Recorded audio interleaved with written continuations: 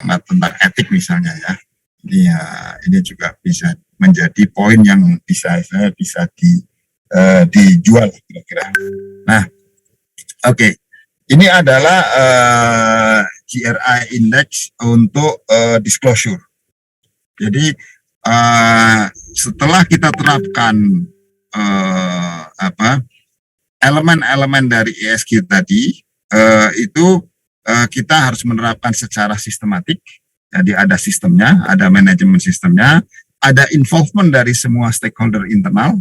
Artinya yang involved itu harus dari atas sampai bawah, gitu ya, sampai frontliner harus ikut. Jadi bukan cuma sekedar membuat laporan, bukan, tapi harus ada involvementnya.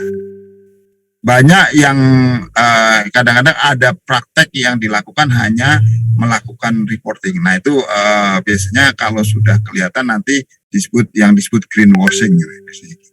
Nah, ini adalah standar disclosure yang kita pakai, yang kami pakai GRI standar. Gitu.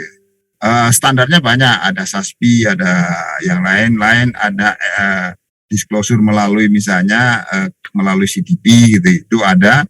Tapi ini yang biasanya banyak, dan ini disclosure ini melalui dokumen yang sudah familiar, saya kira di Pertamedika adalah sustainability report. Ini contoh di kanan ini saya ambilkan contoh yang memang biasanya dipakai oleh healthcare industry. Jadi ini disclosure yang dipakai gitu ya. Sebenarnya kalau GRI sendiri ada banyak, ada seri 100 series sampai 200, 300 sama 400. Ini detailnya gitu. Baik. Nah, di OJK sendiri di Indonesia sudah ada peraturan yang dikeluarkan POJK 2017 itu terkait dengan reporting gitu ya, peraturan OJK.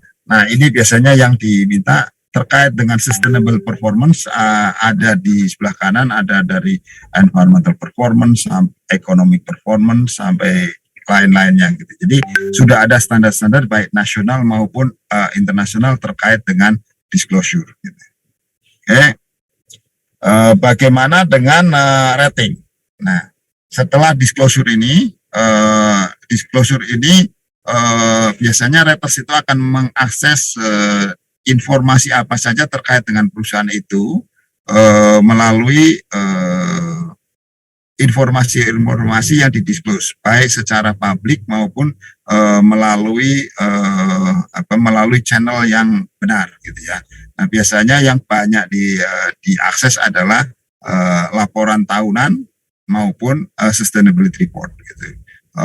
Dan juga public disclosure yang lain yang bisa diakses sama raters. Nah, semakin sedikit mereka mendapatkan informasi, maka mereka menganggap bahwa ini tidak transparan dan mereka akan menilai sesuai dengan image dari mereka.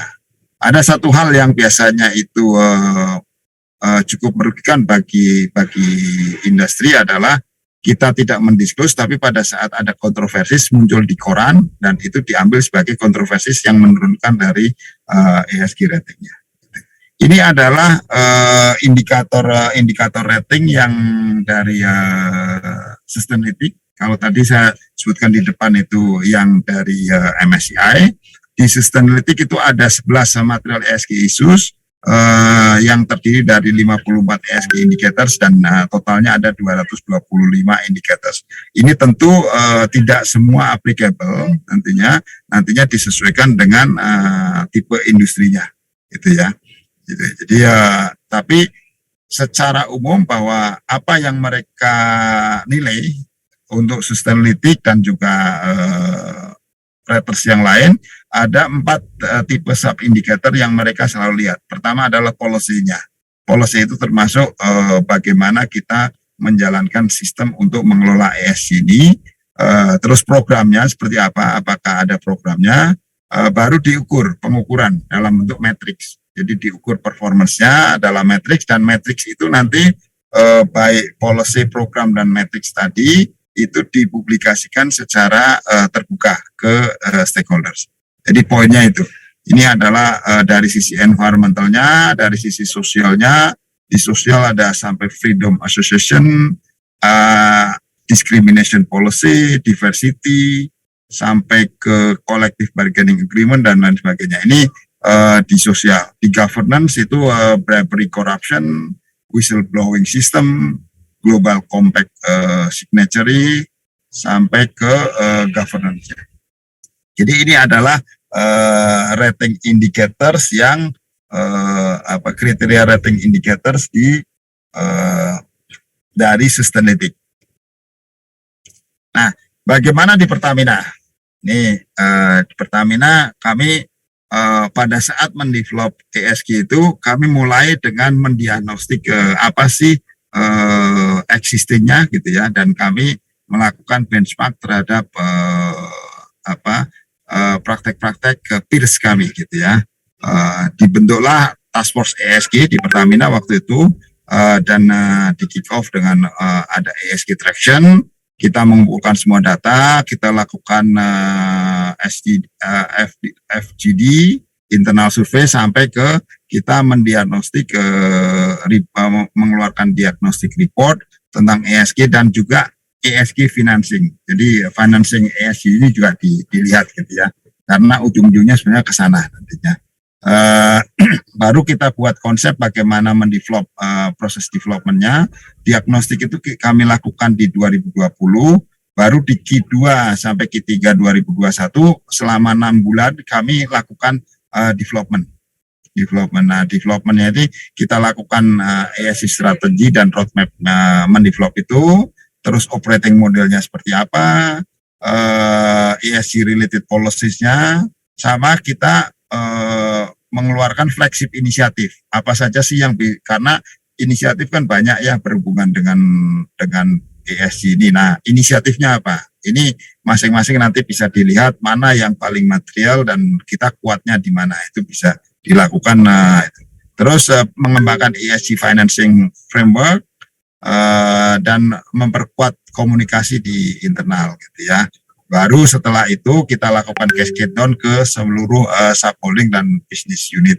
Saya kira ini dan ujungnya di tahun 2021 kami lakukan rating. Nah, ini thanks waktu itu acara ini diadakan karena waktu saya melakukan presentasi ada satu workshop, ternyata apa yang kami develop itu ternyata sedang dicari-cari informasinya oleh Pertamedika rupanya. Nah, itulah manfaatnya kita mendiseminasikan seluruh program terkait ESG itu secara internal.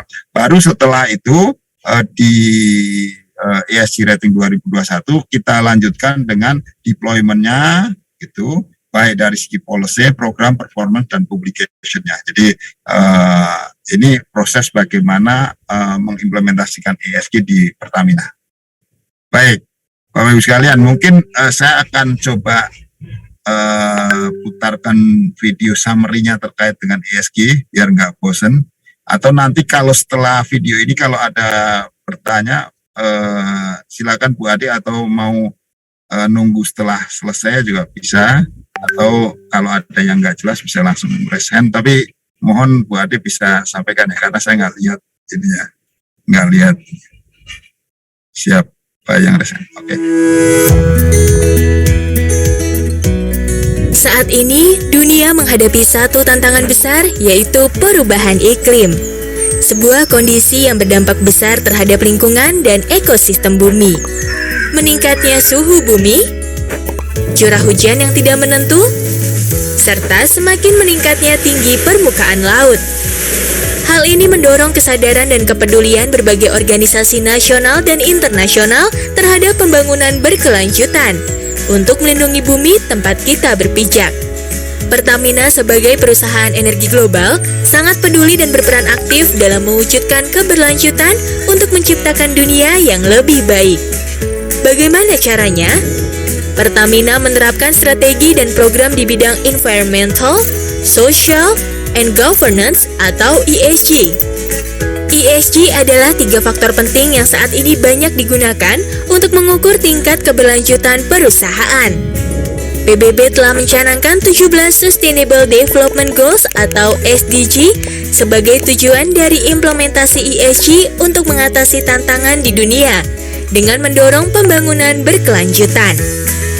Berbagai stakeholder hingga lembaga pemeringkat internasional semakin peduli terhadap penerapan ESG di perusahaan. Di sisi lain, perusahaan energi multinasional telah menjalankan best practice dalam penerapan strategi keberlanjutannya. Indonesia pun memiliki komitmen kuat pada upaya penanganan perubahan iklim. Pada tahun 2016, pemerintah Indonesia menandatangani Perjanjian Paris. Dan di tahun 2021, komitmen Presiden RI pada COP26 di Glasgow menginspirasi lahirnya sejumlah kebijakan nasional. Pertamina percaya dengan mengimplementasikan ESG, maka perusahaan akan memperoleh banyak manfaat, seperti meningkatnya reputasi perusahaan, memperluas opsi pembiayaan eksternal, meningkatkan aspek tata kelola, serta mampu menarik pekerja dengan talenta terbaik. Implementasi ESG akan berpotensi meningkatkan profit perusahaan yang tentunya akan berdampak positif pada kesejahteraan semua perwira. Komitmen ESG Pertamina telah tertuang dalam kebijakan keberlanjutan yang ditandatangani oleh Direktur Utama Pertamina. Kita tidak mau hanya dikenal sebagai perusahaan energi global berkelas dunia, tetapi kita juga ingin dipandang sebagai perusahaan yang ramah lingkungan, bertanggung jawab secara sosial, dan menjunjung tinggi tata kelola. Komitmen ini diwujudkan dengan dibentuknya Komite Keberlanjutan, yaitu komite di level direksi yang bertugas untuk mengarahkan dan mengawasi jalannya ESG di Pertamina. Untuk mewujudkan komitmen terhadap keberlanjutan bumi, Pertamina telah merumuskan 10 fokus keberlanjutan sebagai strategi keberlanjutan perusahaan yang masing-masing memiliki target jangka panjang, yaitu di bidang lingkungan, mengatasi perubahan iklim, mengurangi jejak lingkungan, melindungi keanekaragaman hayati. Di bidang sosial, kesehatan dan keselamatan, pencegahan insiden skala besar, perekrutan, pengembangan dan retensi karyawan, inovasi dan penelitian, keterlibatan dan dampak komunitas. Di bidang tata kelola, keamanan digital, serta etika perusahaan. Sebagai perwira, banyak hal yang dapat kita lakukan untuk mendukung implementasi ESG di Pertamina.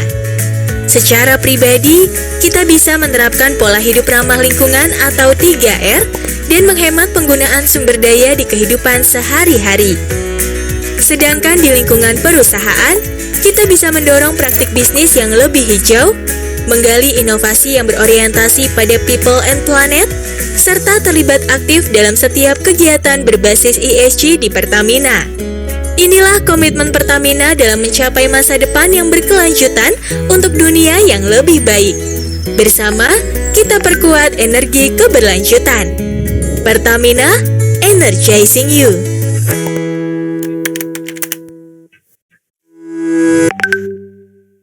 Baik, jadi itu kira-kira sekilas terkait dengan ESG di Pertamina. Jadi seperti tadi disampaikan di video bahwa kita policy-nya Pertamina sudah mengeluarkan sustainability policy untuk mendukung ambisi Pertamina untuk menjadi leading and reputable global energy. Itu kita ingin dikenal sebagai environmentally friendly company, dikenal sebagai socially responsible company, dan juga good governance company. Nah, untuk menjalankan itu ada Pertamina Sustainability Committee yang dipimpin langsung oleh Ibu Dirut dengan member 3 direktur gitu ya.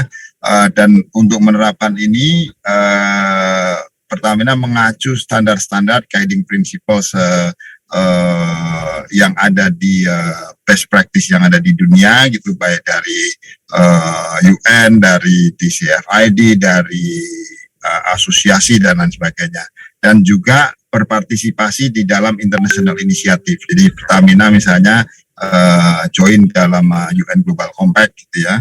Disclosure-nya kita juga ikut di CDP, di WBA gitu ya, dan disclosure standar kita mengacu ke standar-standar internasional, selain juga standar-standar best practice yang lain di ISO series misalnya.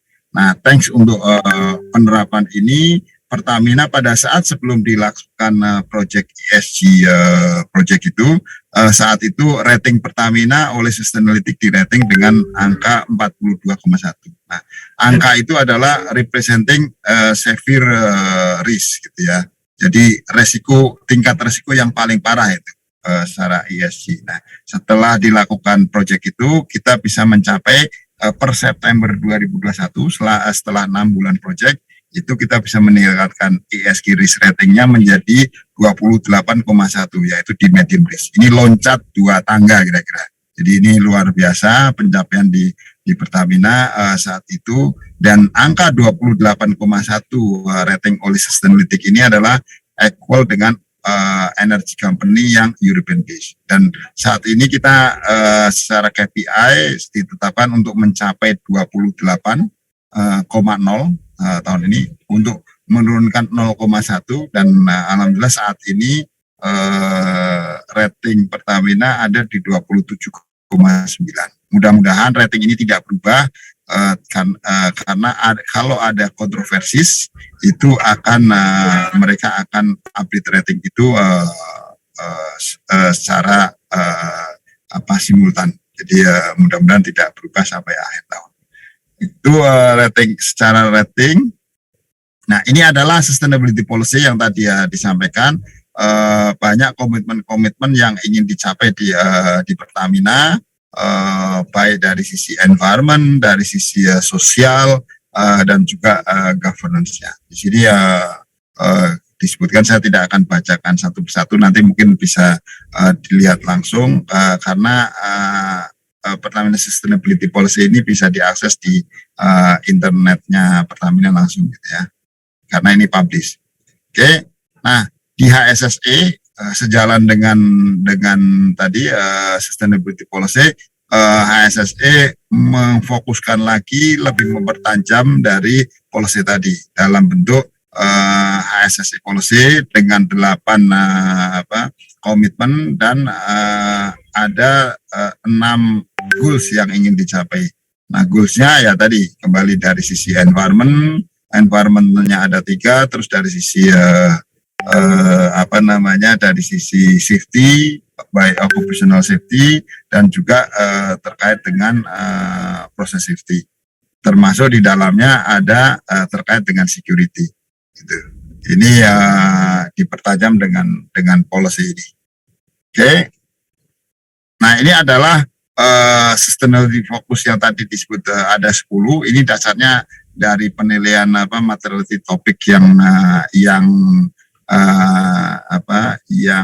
sangat berkaitan dengan bisnis Pertamina.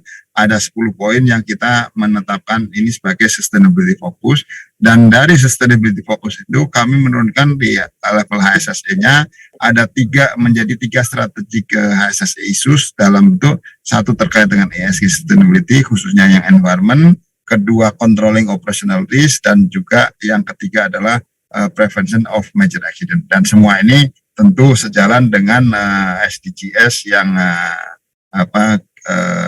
pemerintah Indonesia ratifikasi untuk diterapkan. Ini adalah 15 program inisiatif di tahun 2022, dari mulai Net Zero Roadmap, Decarbonization, Systemized Biodiversity Program, terus Deliver New and Renewable Energy, Beyond Proper, ini terkait dengan waste dan waters, Enhancement of Health Safety Aspect, terus Process Safety, sama Promoting Human Right, Dan berikutnya terkait dengan cyber security, access to energy untuk community, dan operating model. Lebih ke belakangnya lebih ke operating model dan ESG communication supaya engagement di internal itu lebih kena gitu ya. Nah, lebih fokus ke HSSE, tadi 3 HSSE strategic issues itu adalah di sustainability itu terkait dengan climate change, emission reduction, nature-based solution, terus reducing environmental footprint, sama managing biodiversity. Untuk controlling operational risk itu terkait dengan work safety, baik penerapan SUPREM, campaign HSSE culture, dan lain sebagainya. Berkaitan dengan occupational health itu ada fit to work, health risk assessment, response to pandemic, ini menjadi program di yang kedua. Nah, yang poin ketiga adalah di security, aspek security. Untuk di Pertamina itu yang difokuskan adalah illegal unloading dan tapping. Nah, untuk prevention of major accident itu strengthening safety behavior, investigation, dan emergency preparedness, baik dari sisi medical, dari sisi fire, dari sisi oil spill, dan juga security. Ini adalah HSSE strategic issues untuk mendukung tadi ESG di Pertamina.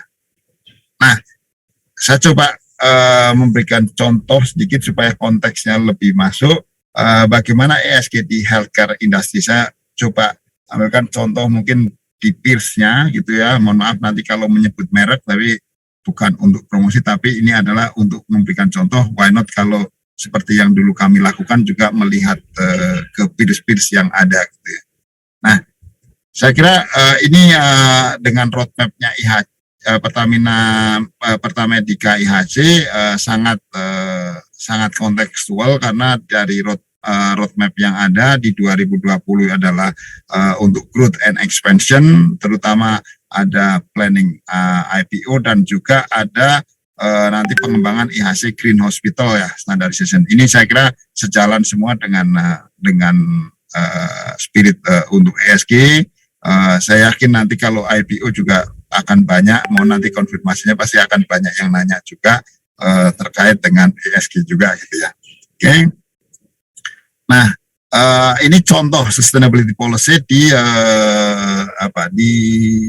IHH Healthcare Sustainability Report. Saya ambilkan dari situ. Ini IHH ini adalah yang membawai ini Singaporean base ya. Yang membawai Mount Elizabeth kalau nggak salah. Ini adalah sustainability policy mereka. Mereka ada 9 poin yang mereka fokuskan itu. Jadi tentu ini dihubungkan dengan materiality topik yang sesuai dengan kebutuhan dari bisnisnya perusahaan tersebut gitu ya.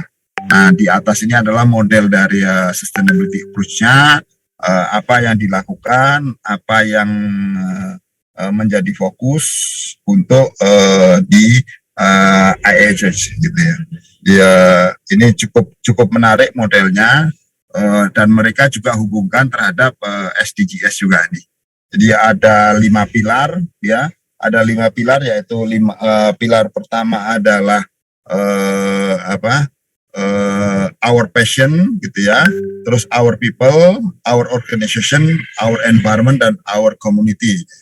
Ya cukup ini, dan 3 pilarnya approach-nya ada sustainable growth, ada quality healthcare, dan eco-efficiency. Jadi di sana ini semua program ini untuk mendukung sustainability dari bisnis itu sendiri. Jadi bukan sekedar membuat program yang gimmick-gimmick supaya kelihatan bagus, tapi ini adalah untuk benar-benar dihubungkan dengan bisnis case-nya gitu ya, kira-kira. Jadi ini adalah contoh sustainability policy, dan penerapannya cukup banyak, cukup bagus gitu ya.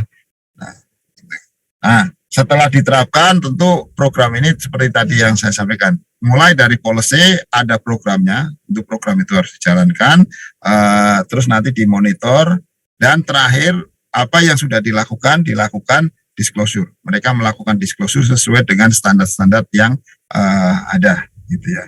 Saya coba ambilkan contoh di peers di dalam negeri, gitu ya.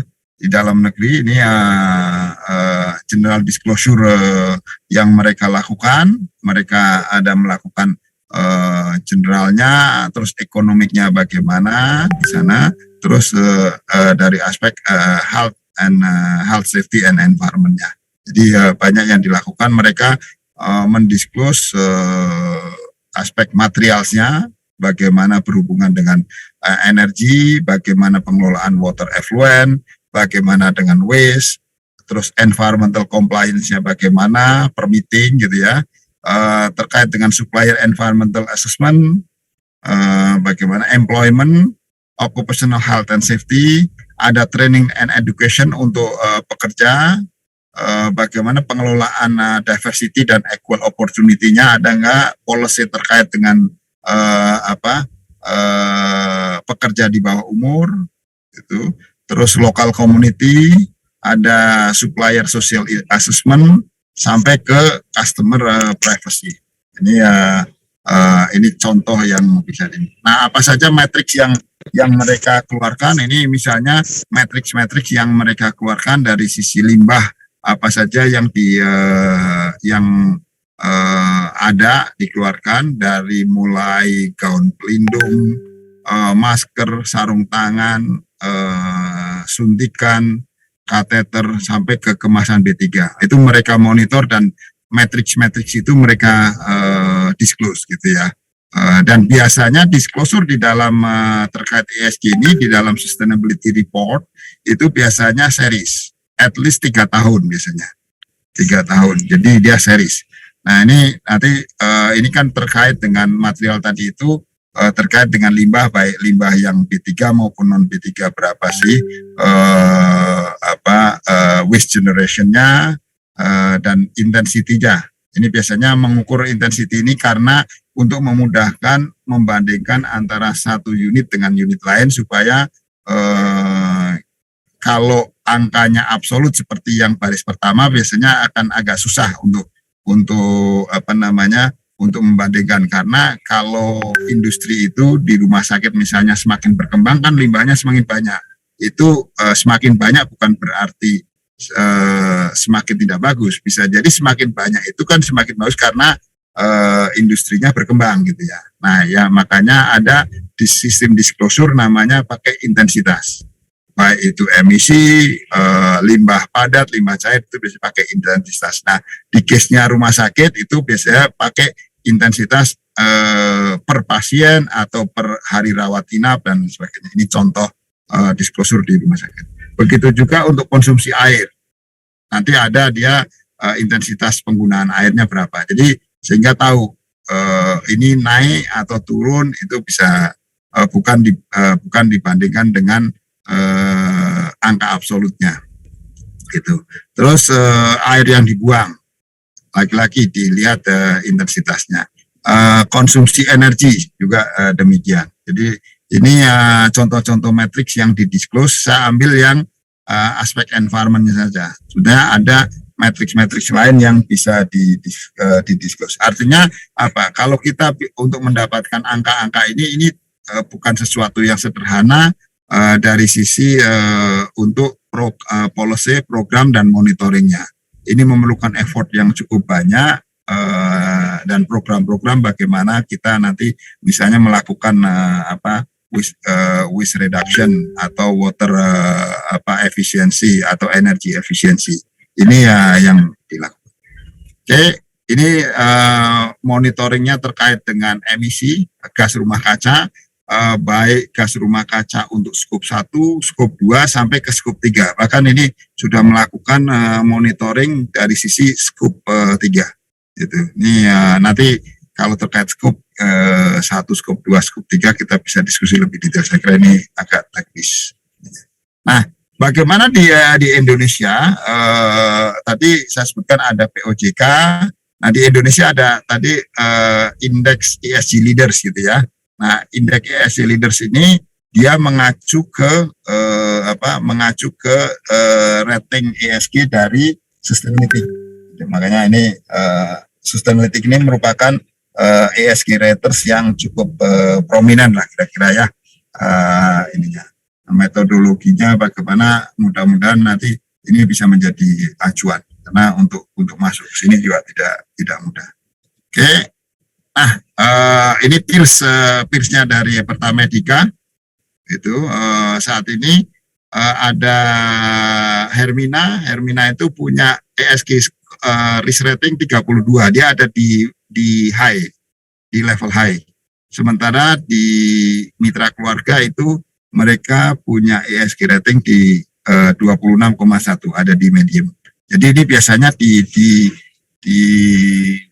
dibandingkan antar grup industri. Jadi kalau grup healthcare dia akan dimasukkan di grupnya healthcare.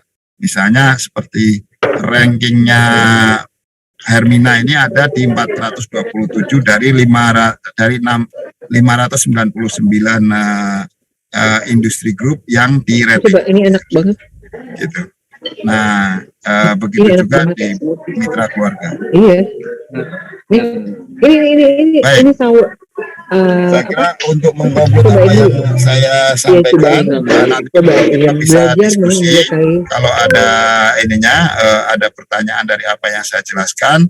Jadi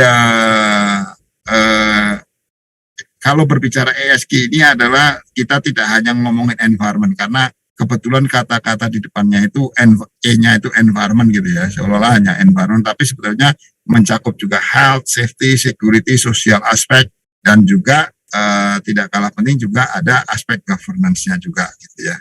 Nah, apa yang bisa dilakukan itu adalah saya yakin di Pertamedica IHC itu bukan start from zero gitu ya. Jadi untuk bisa mengkapitalize, kalau menerapkan ESG itu untuk bisa mengkapitalize current best practice effort gitu ya, untuk mencapai ESG target dan mengembangkan apa requirement yang diperlukan. Dan at the end mengingatkan bahwa dengan menerapkan ESG ini tentu akan berimpact terhadap keberlanjutan dari perusahaan yang kita jadi. Saya kira itu yang bisa saya sampaikan untuk mengawali. Kalau ada pertanyaan untuk diskusi lebih jauh, saya kembalikan ke moderator. Baik, terima kasih Pak Suripno untuk materinya pada pagi hari ini yang katanya teman-teman, wah berat sekali ini materinya. Kayak PR-nya langsung banyak ya, mulainya dari mana? Baik, ini ada beberapa pertanyaan di chat room. Yang pertama ini dari PT RSP, mohon izin bertanya, apakah corporate ESG ini sudah diterapkan? Di corporate ya, saya izin jawab satu persatu aja langsung ya, ya. Jadi di corporate sudah diterapkan. Tadi ya seperti yang saya sampaikan bahwa kami mulai tahun 2020 dan di 2021 kami launch projectnya selama 6 bulan dan itu bisa mengimprove ESG score dari 42,1 kita loncat ke 28,1. Jadi sangat signifikan karena kita lakukan proses yang tadi kita mapping. Setelah kita mapping apa yang perlu diimprove, terus dibuat satu task force, dibuat policy-nya, dibuat programnya gitu ya, sampai terakhir kita lakukan rating gitu. Dan di rating setelah project itu kita mendapatkan rating yang sangat bagus tadi. Jadi ya sudah diterapkan. Tentu penerapan ESG ini bukan one shot ya, karena apalagi judulnya ESG itu adalah untuk menilai sustainability gitu ya. Ini adalah long lasting program untuk mendukung sustainability dari bisnis itu sendiri. Gitu.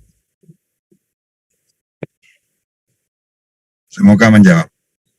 Baik, terima kasih Pak Suripno. Selanjutnya, pertanyaan selanjutnya dari Ahmad Subhan RNM. Mohon izin bertanya, bagaimana bentuk implementasi ESG yang mudah dan murah yang bisa diterapkan di rumah sakit dan klinik? Bagaimana evaluasinya? Oke, ini pertanyaan pasti Pak Supan ini apa namanya business minded gitu kan.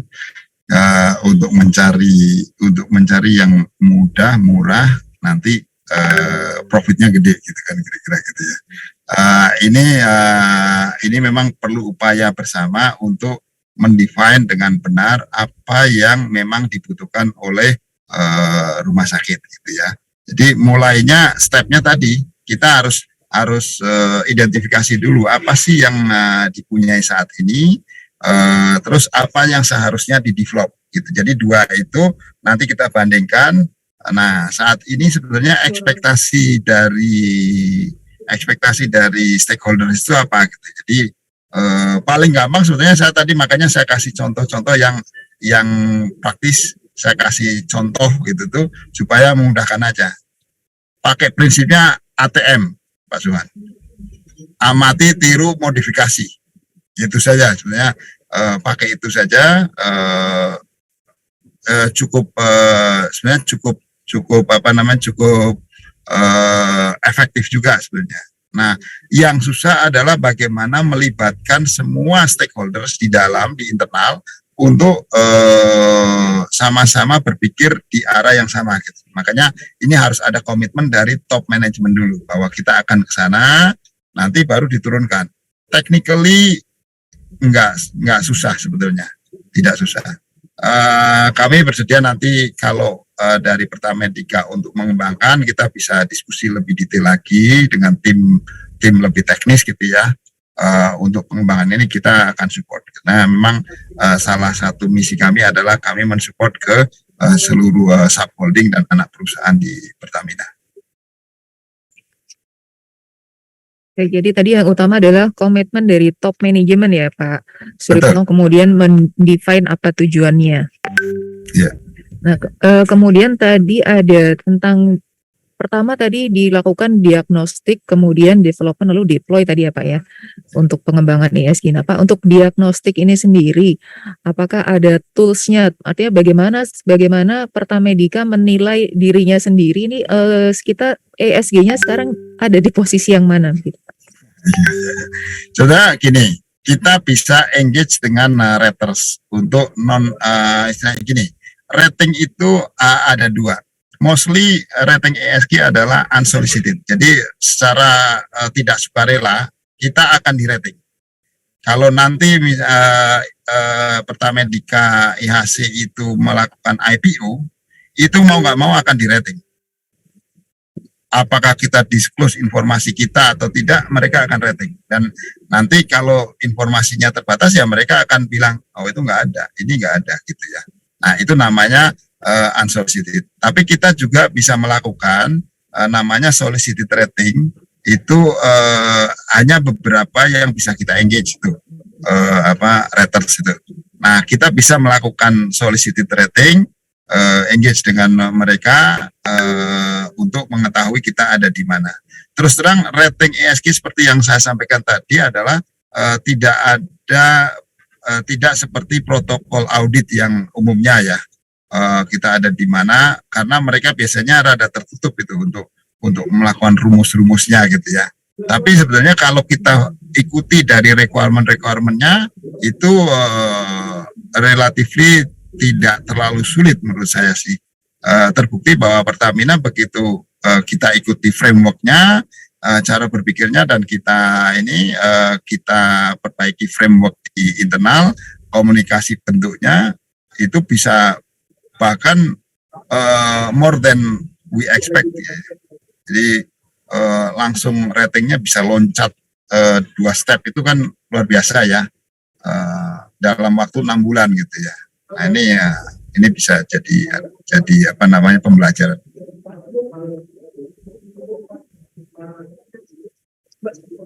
Silakan.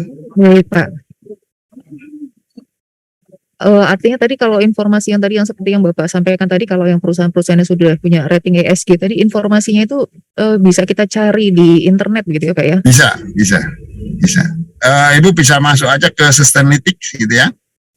Kayak tadi yang saya capture itu Mitra Medika sama apa namanya tadi yang Hermina itu saya ambil dari internet. Mereka saat ini ratingnya segitu. Berarti termasuk kayak program apa yang sedang mereka kerjakan, pencapaian apanya itu bisa kita dapatkan dari situ ya Pak ya? Tadi saya ambil itu public information. Saya yang tadi yang saya kasih contoh berapa limbahnya, berapa apa itu dari Siloam.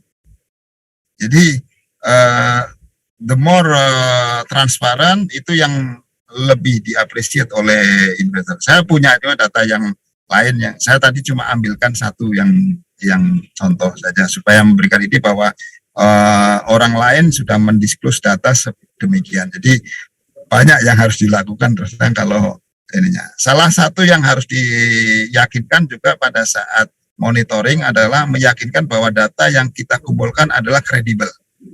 Kenapa harus kredibel? Karena one day itu bisa saja investor itu datang itu akan mengecek gitu ya. Benar enggak gitu. Nah, kalau kita tidak kredibel, ya kalau kita mengeluarkan bond rating bondnya akan turun. Kalau kita melantai di bursa, bisa saja kita begitu ada accuse bahwa kita itu greenwashing, maka harga sahamnya bisa anjlok. Gitu. Itu kira-kira. Baik Pak. Selanjutnya ini ada pertanyaan dari Ibu Desi Dwi Putri, Krakatau Medika. Izin bertanya, apakah penerapan ESG ini wajib di IHC? Oke, ini pertanyaan dari Krakatau. Saya kira Krakatau merupakan sudah public company ya, parent sebelumnya sudah public company. Saya kira itu juga menerapkan ESG gitu ya, sadar atau tidak sadar gitu ya, menerapkan itu gitu ya. Nah, kalau Pertamedika IHC ini akan masuk ke financial market, mau tidak mau harus menerapkan itu. Apalagi sekarang kan ada rencana untuk menerapkan Green Hospital ya. Green Hospital itu sendiri sebetulnya sudah partly sudah ada ESG-nya di sana. Di IHC sudah punya whistleblowing system. Anti corruption saya kira sudah menerapkan. Itu sebenarnya sudah partial part dari ESG.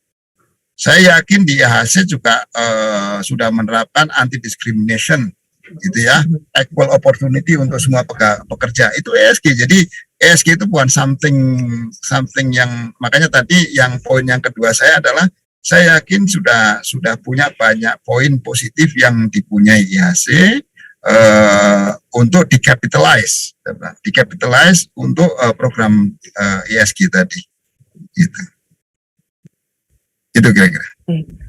Pak, kalau untuk rating ESG anak perusahaan, ini apakah mempengaruhi rating dari perusahaan induknya, Pak? Bisa jadi berpengaruh, terutama apabila ada kontroversinya.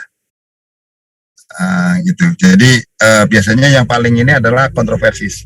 Jadi kalau ada kontroversis itu seperti kontroversis ini, misalnya ada isu terkait dengan pencemaran lingkungan besar gitu misalnya ya dari anak perusahaan, itu bisa mempengaruhi terhadap ratingnya. Itu saya kasih contoh misalnya tadi saya sampaikan rating Pertamina saat ini adalah 27,9 ya tadi ya. Itu sejatinya bulan lalu itu sudah turun cukup bagus di 27,6. Immediately berubah karena ada insiden terkait dengan truk gitu ya. Jadi itu bisa berpengaruh. Gitu. Jadi setiap bulan pun rating itu bisa naik turun gitu kayak tergantung dengan isu yang muncul. Ya. Jadi rating itu biasanya dilakukan yang unsolicited itu mereka lakukan setahun sekali, Bapak Ibu sekalian. Secara by default gitu ya. Nah, mereka akan rubah manakala ada kontroversi besar. Tapi kalau nggak ada, adem-adem gitu ya, ya angka itu biasanya berlaku selama setahun. Baik, terima kasih Pak. Ini ada pertanyaan dari Ibu Septin Aulidia yang sudah resen. Silakan Ibu Septin. Ya, baik. Selamat pagi menjelang siang Pak Suripno dan Dokter Ade. Mohon izin saya Septin dari Rumah Sakit PHC Surabaya. Mau ingin menanyakan atau kita diskusi sedikit begini. Jadi tadi kan PBM IHC salah satu anak perusahaan dari Pertamina ya Pak. Kemudian Pertamina sudah punya nih kebijakan tentang ESG, sudah di breakdown sedemikian rupa diterjemahkan ESG itu di Pertamina dalam hal aspek-aspek apa saja.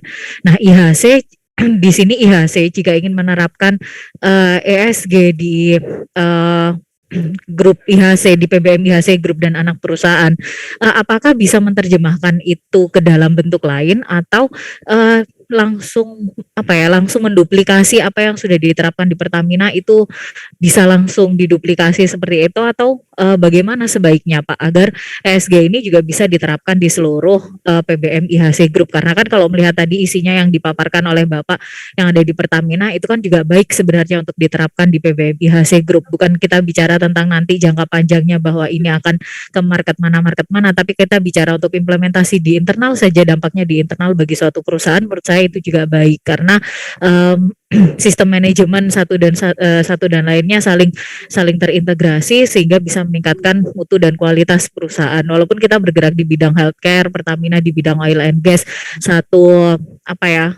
background yang berbeda, tapi menurut saya jika itu memang akan diterapkan di PBM IHC Group juga suatu hal yang baik. Nah, apakah harus sama dengan apa yang di Pertamina atau boleh diterjemahkan dalam bentuk lain karena PBM IHC ini kan masih di bawah Pertamina. Terima kasih Pak. Terima kasih Bu Septin, pertanyaan yang sangat bagus nih. Tadi keywordnya yang saya sampaikan adalah ATM tadi ya, ATM tadi. Dan untuk itu adalah simple way untuk mendevelop. Nah, tapi tadi bahwa IHC itu kan sebagai anak perusahaannya dari Pertamina. Nah, Pertamina sudah punya program. Secara generik dari sustainability focus yang dibuat itu sangat applicable sebetulnya untuk IHC juga. Jadi bisa diterapkan di IHC. Tentu dengan program sesuai dengan tipikal ini ya, tipikal bisnis dari IHC gitu ya. Misalnya terkait dengan climate action misalnya. Climate action di Pertamina programnya ada sisi US misalnya ya, tentu itu tidak applicable untuk IHC. Di IHC cukup dengan misalnya mengurangi energi yang dikonsum misalnya, atau merubah standby genset yang tadinya pakai diesel oil misalnya dengan gas misalnya. Itu disesuaikan dengan pola bisnis yang ada di IHC. Engagement dengan community misalnya, engagement dengan community ya disesuaikan, komunitinya bisa community dari masyarakat sekitar, community terkait dengan pelanggan pasien, keluarga pasien gitu ya. Itu jadi disesuaikan dan bahkan itu bisa memberikan nilai tambah untuk IHC sendiri gitu. Nah, kalau mau membuat lagi ya silakan mungkin menggunakan reference dari apa yang dibuat di Pertamina Corporate, diturunkan ya yang sesuai dengan programnya atau materiality. Kalau istilah di ininya itu materiality sesuai dengan materiality topik di IHC itu Bu. Gimana Ibu Septin? Cukup Dokter Ade dan Pak Suripno, terima kasih. Terima kasih, mudah-mudahan jelas. Jadi nanti kita akan ATM program-program yang ada di Pertamina, tapi nanti kita sesuaikan dengan proses bisnis yang ada di IHC gitu ya Pak Suripno. Oh, Dokter Ade. Nanti kita siap untuk kalau memerlukan lebih detail kita bisa diskusi lebih jauh untuk mendevelop program-program apa yang bisa didevelop. Jadi nggak perlu mahal sebetulnya sih kalau ininya. Baik, terima kasih Pak. Kemudian ada pertanyaan tentang tadi ada security Pak, security uploading dan apa begitu. Bisa tolong dijelaskan nggak Pak, security ini mungkin kalau kayak di Pertamedika seperti apa gitu Pak? Oke. Good. Jadi terkait dengan security ya, ini kalau di bukan cuma di Pertamina, secara umum biasanya isu security adalah isu-isu yang berkait dengan pengamanan gitu. Plus biasanya terkait dengan human right. Jadi praktek-praktek security supaya comply dengan hak asasi manusia itu secara umum. Nah, bagaimana isu misalnya di IHC, isu security itu meyakinkan bahwa internal stakeholders yang ada dan juga pasien itu secara security adalah aman gitu ya. Termasuk di dalamnya adalah misalnya pengamanan data pasien itu aman gitu ya. Kan data pasien itu kan sesuatu yang rahasia sifatnya ya. Nah, bagaimana IHC itu melakukan pengamanan terhadap data itu? Itu salah satu contohnya. Jadi itu bisa menjadi poin yang bisa dijual di dalam ESG juga. Itu contohnya.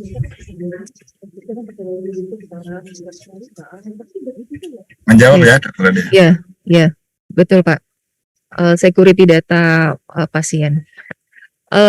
Kemudian Pak tadi itu ada tentang, tadi saya lihat ada di slide yang tentang penerapan ISO ya Pak ya, ada 45.000, 37.000, 27.000 dan sebagainya. Nah, sebelum kita memulai ESG ini Pak, apakah semua standar manajemen yang tadi itu harus kita penuhi semuanya, atau kita bisa sebenarnya dengan kondisi yang ada sekarang sudah bisa langsung itu untuk penerapan ESG?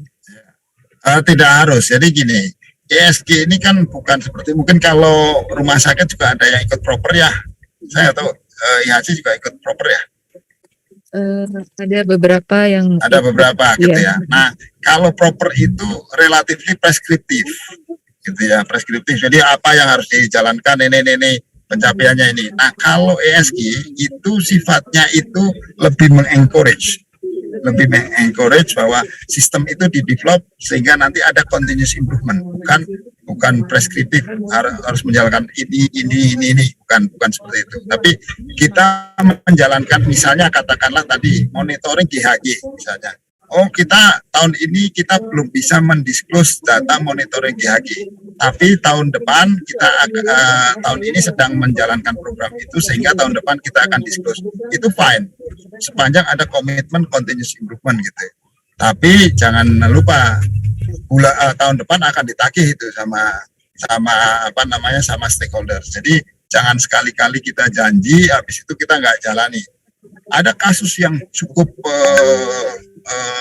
populer tahun lalu atau 2 tahun lalu, itu perusahaan minyak Shell itu didenda oleh Arbitrase Internasional karena dituntut oleh shareholdersnya bahwa dia menjanjikan akan membuat program pengurangan sekian-sekian, tapi ternyata tidak dilakukan. Itu didenda. Gitu misalnya gitu. Tapi secara umum bahwa ESG itu penerapannya bukan preskriptif, jadi bisa saja dilakukan tanpa sudah sertifikasi ini, sertifikasi itu gitu ya, misalnya. Itu dokter. Baik Pak, terima kasih. Mungkin masih ada lagi yang mau bertanya dari audiens, silakan.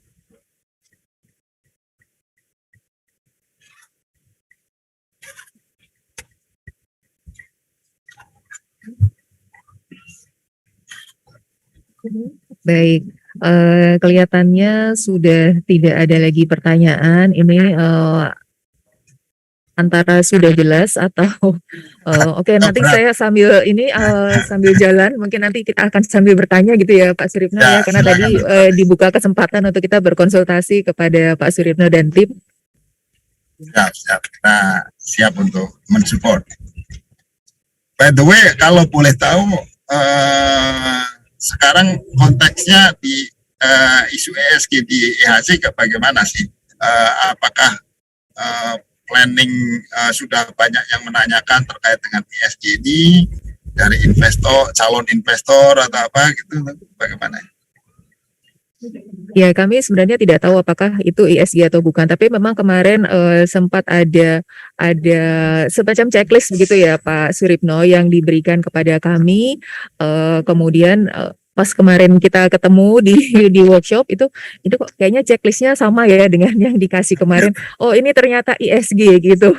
Oke, oke.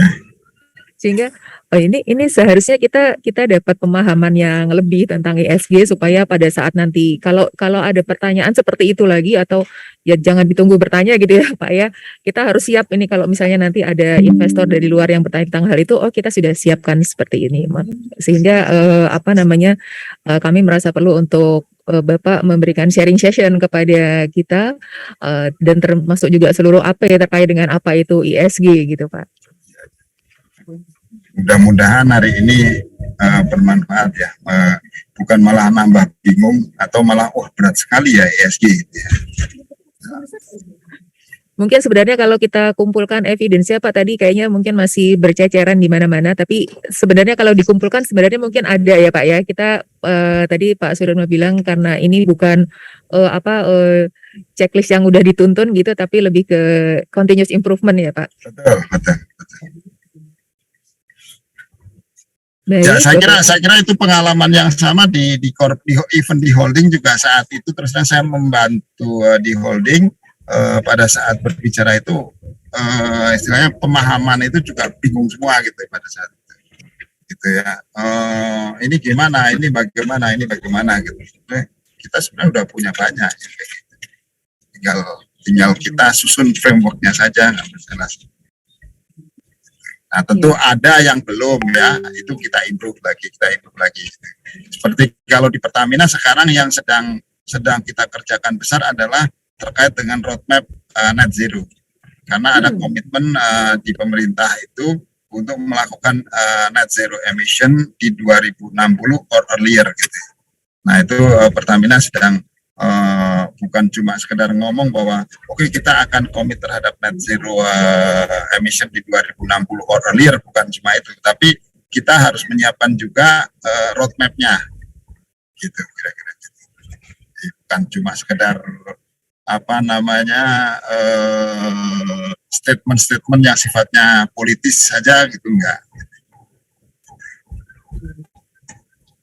Baik, terima kasih Pak Suripno untuk sharing sessionnya pada pagi hari ini, membuka wawasan kita sekali tentang apa itu ESG dan dampaknya untuk keberlangsungan perusahaan. Kalau boleh saya simpulkan di sini bahwa ESG ini walaupun depannya tadi enviro, tapi ternyata bukan cuma enviro, tapi juga ada safety, security, sosial, kemudian ada governance-nya juga. Kemudian implementasi ESG ini, apalagi kalau Pertamedika IHC memang nanti akan melakukan IPO, itu berdampak sekali karena rating ESG ini akan mempengaruhi penilaian klien terhadap Pertamedika IHC. Jadi untuk keberlangsungan perusahaan. Kemudian ESG itu bukan cuma checklist yang ada atau tidak ada, tapi ini lebih kepada continuous improvement. Dan kemudian tadi yang penting adalah bahwa Pertamina melalui Pak Suripno dan tim ini bersedia ini untuk kalau misalnya Pertamedika nanti ada kesulitan dalam develop program gitu ya Pak ya, akan dibantu untuk pengembangannya. Baik Bapak dan Ibu, kita cukupkan acara untuk pagi hari ini tentang sharing ESG aspek HSSE oleh VP HSSE Policy Standard and Risk Management, Bapak Suripno. Terima kasih Pak Suripno untuk kesediaan waktu sharing sessionnya pada pagi hari ini. Kelihatannya sambil dalam perjalanan ya Pak. Ya maaf, ini tadi stasioner nih tapi lagi sudah mulai jalan. Baik, terima kasih Bapak dan Ibu sekalian yang sudah hadir pada acara pada pagi hari ini. Jangan lupa untuk mengisi absen yang sudah kami kirimkannya di chat room. Sekian dari kami, mohon maaf apabila selama penyelenggaraan acara banyak terdapat kekurangan. Wabillahi taufiq walhidayah. Wassalamualaikum warahmatullahi wabarakatuh. Waalaikumsalam Waalaikumsalam warahmatullahi wabarakatuh.